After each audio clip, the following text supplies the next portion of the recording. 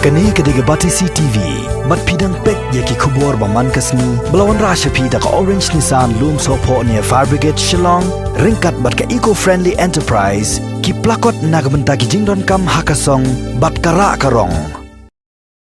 Hadian balapan sapriang kador lengba ki social media, jong ki breu ki basha shondor ringkat bat udingiem. Hakaba ladan ru ka jingkeno baki lapanya bean yau ni udingiem, bat kajing penrem, ringkat kajing dawa ban kem bat pencetom, deki babon ki riu merat. Persya ya kajing penyap yuniu dengem, hak Andrew trek mutab na jemang arajar arpo, ki pulet ringkat ki breu jongka wildlife, ki la kemru, ya ki shipongot ki breu, ki bala suba dan keti, hak ni kambean. Hadin bala kem kini ki breu, hak ni hi kaju kasngi hak porjan miet, ka bat CCTV, kalayo ro banyak keren, bat ki katu kat nengot na kini ki breu ki bala syakem, ki bala pensaipan, halor kajing yap, jong niu dengem hak asnong jongki. Ibu yang ngap ngiri ngap teh, te kapal mulut yang ngap teh hamban rem. Udan hesi alai. Tinggal lut banyak rep karya. Jinggi jongpi. Hadi. Sofa, sotrun. Nafsu. Jual. Lek dah, mana lang em kerja kau ke Labun, nak ngap Labun.แต่มันว่าไปชูยอไอ้เลยดันบามเลยค่อยใช่ไอ้หมดตัวดึงยังบวันบามอยากอีกต้อง yang ngap ya kan ยังกังับ handin ta telung itu yang bang ini ilah tahu kerja karyam jaga kamu ta abang mudan rong ta jaga apa PM kan ngap telung kili ngap jelas tu jaga yan ni tu kiyok man lah ta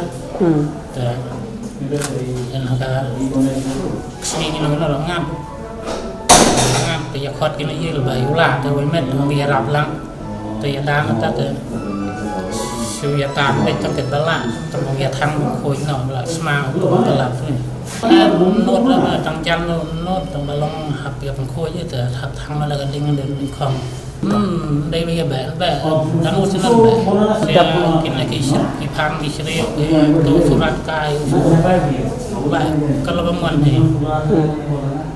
kaki sotron kikai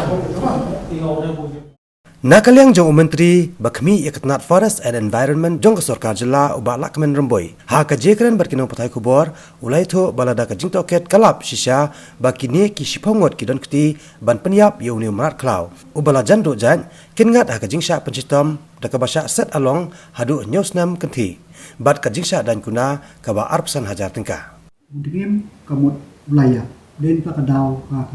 kata jingkeli kami bapan yap yang tim kalau nomor bau tim wilayah kumno uyap hakano kadur kata apa kesong hak investigation kaban pay hak investigation dadap investigation kin sampai kin ke ekaba kinle bat la kadisha baki penyap mu menil kalau ba ka anji kalau kan shim baka kin penstam ki kumka Wildlife Protection Act 1972 kabaka section 51 kana clearly spell out